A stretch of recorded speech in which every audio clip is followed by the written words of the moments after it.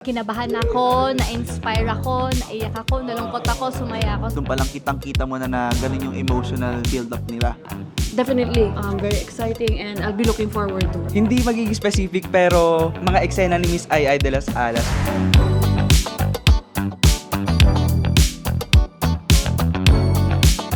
Una sa lahat, na-excite po ako at actually hindi lang isang emosyon yung naramdaman ko sa entire screening, kundi madami. Kinabahan ako, na-inspire ako, naiyak ako, nalungkot ako, sumaya ako. So yun yung mga dapat nyo ring abangan na emosyon na mararamdaman nyo pag pinanood nyo yung My Best Friend Emma.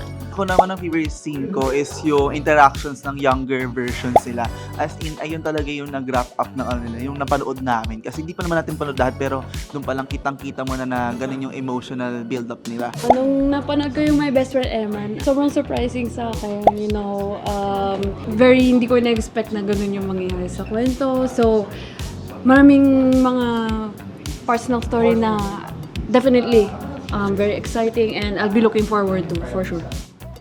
Favorite scene, hindi magiging specific pero siguro mga eksena ni Miss Ai Ai de las Alas kasi fan ako ng mga ng komedyante na gumagawa ng mga na drama. So, yun. Tapos obviously, hinahaluan madalas ng mga direktor ng comedy.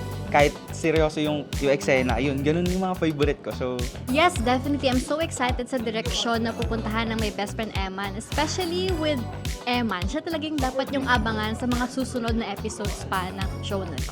Ako din excited din ako kasi na-build na yung mga relationship tsaka yung stakes nila. Tsaka I'm really excited kung ano pa yung mga topics na pag-uusapan nila.